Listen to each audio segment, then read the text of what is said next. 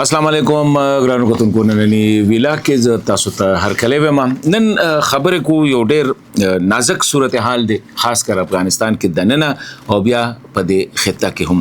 اوس دې صورتحال کې د افغانستان پالیسی ته چې موږ وګورو خاص کر د افغانستان نه د افغان طالبانو نو هغه ښکاري داسې چې یاره لکه د افغان ملت یا د ولس په ګټه نه ښکاري ځکه چې دا کومه موخه راغلې ده د دې نه طالبان فایده نه اخلي ولې نه اخلي ځکه چې په دې خطه کې ډېر لوی چینجز را روان دي اوس که د دې نه فایده وانه اخیستله نو سوال دا پیدا کېږي چې آیا افغانستان به په دې موجوده شکل کې پاتې شي که نه په دې باندې به خبره کوو دویمه خبره دا ده پاکستان د افغانستان کافي علاقې چې کوم دي هغه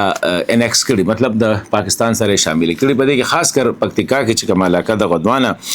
دا ډېره لویه علاقه ده د ژوب ضلعې سره شامل کړي د هغې وجه دا وه چې دلته کې به ټرافیک ډېر زیاتو د میلیټنټس په دې باندې به خبرې کوو د پاکستان هغه سټریټیجیک لا تعلقي چې کوم ده د افغانستان سره دا به تر کومه پورې او دا ولې ده په دې باندې به خبره کوو څه خبرې داسې راځي چې د واخان پټۍ چې کومه ده د هغې په حوالې سره هم مستقبل کې فیصله کېدی شي خو په زور نه نو په رضا به څنګه وي په دې حوالې سره به هم خبره کوو دننه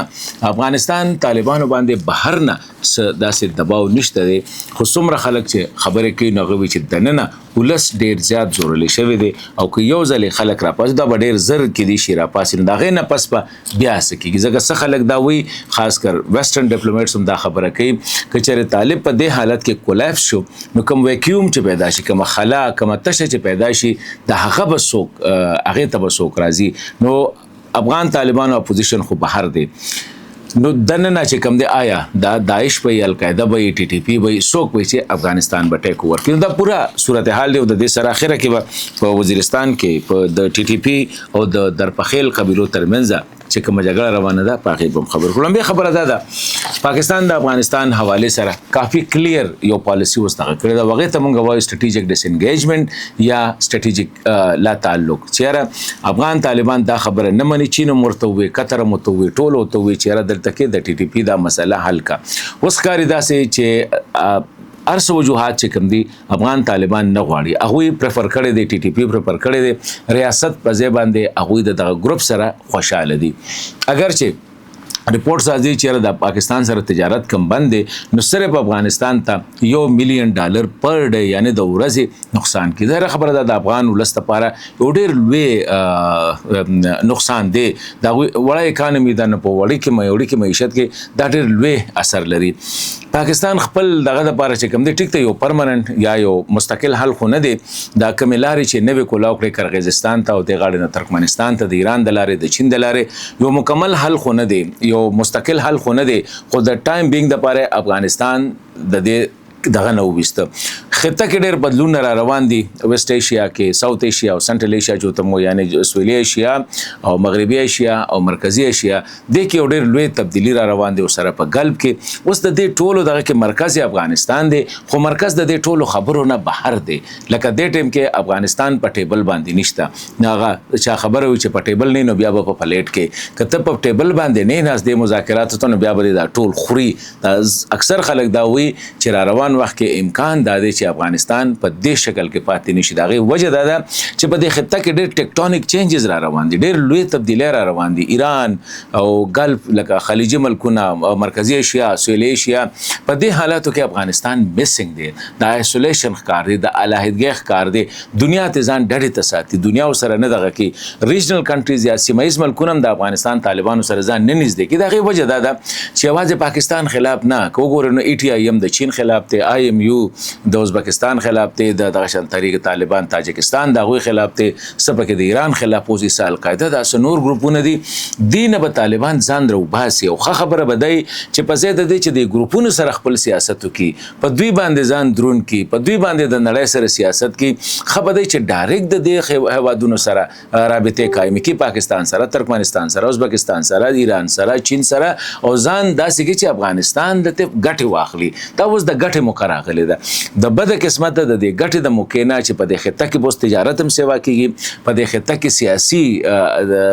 هلې ځلې هم سیوا کیږي او دا خطه به د روان کال لکه دا کال 2026 نه پس د دې نه پس چې کوم دی د دې یو نوې شکل چې راځي په هغې کې ما سره غم دا دی چې افغانستان نشته دی نو چې افغانستان نشته نو آیا دا افغانستان به بیا خلک راغه خبره تاسو چې ما شروع کې وکړه چې ته په ټیبل باندې نه بیا په پلیټ کې بیا به خلک خوري نو داسې یو صورتحال روان دي په دې حالاتو کې ما په خیال افغان طالبانو له خپل پالیسي فوري تور باندې بدلول پکار دي لمبي خود خپل ول سره ولا رویه خول پکار دي انسانان دي د زنانو په حواله سره د تعلیم په حواله سره بدلونو پکار دویمه خبره ده د سیاسي مخالفین به سینې ترانځ دي کې هغه افغانان دي که تاجک دي ازبک دي هزاره دي پښتون دي مک دي بلوچ دي عرب دي دا ټول افغانان دي دوی برانځ دي کې ځانته او د دوی د لارې بچ کم دي دنیا سرم ځان نور ځکه چې دې کې ډېر داسې تجربه کار خلک دي کرزی صاحب ناستي عبد الله صاحب ناستي محقق صاحب ناستي ډېر غټ نمونه دي او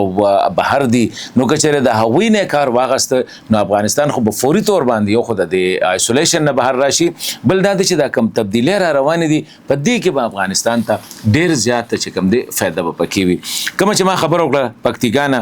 علاقه اخیستلې شوې ده چېرې دغه غدوانه علاقه هغه د ژوب سره شامله شوې ده په دې باندې ډېر افغانان په طالبانو باندې ټکونه کوي خو طالبانو به مکمل خاموشي اختیار کړې داسې ده لکه چې ډوسه شوي نه دي یا د علاقه د سره د افغانستان ونه او څه خو بس یو 150 کیلومتره لاره ده یاره پرېږده روکې کا څه په دې باندې څه جګړه کوم خو د واخان حوالې سره هم خبرې اترې کیږي په زور نه په زبردستۍ نه کیدای شي لیګل انسټرومنټ استعمال شي انټرنیشنل اربیټریشن ته لاړ شي ځکه چې دا علاقه د پاکستان ده اوس پاکستان روان دا کوششونه دي چې دغه وخت د دې سره به د چین کنسنټ ډېره خبره ده یو څه پورې خو د چین مسله دا ده چې چین نه غواړي چې لکه دې کې داسې څه فزیکل چینجز په دې خطه کې راشي ډېر صورتحال چې کوم دی ډېر په تیزۍ سره بدلیږي دې تیزۍ سره که چېرې طالبانو خپلې پالیسۍ بدلې نه کړلې د دې خطې سره د تلو دغه ونه که نو د هغې اثرات به بیا په افغانستان باندې زیات وي په دې خطه باندې به زیات وي او کیدای شي بیا دا خطه دې ته تیاره نه چې افغانستان په دې شکل کې مخکې د ځان سره بوزي دویمه اهمه خبره چې ما کومه کوله هغه د وزیرستان کې د ټي ټي پي او د درپخیل قبیلو ترمنځ چې کومه شخړه وه هغوی ترمنځ نن عثمانزی وزیر چې کوم دی هغوی یو جنګبندۍ اعلان کړی دی خو خبره دا ده ما په خیال د یو داسې موقع راغلی وه چې قبایل راوتي وو ریاست له هم پکار و چې د دوی سره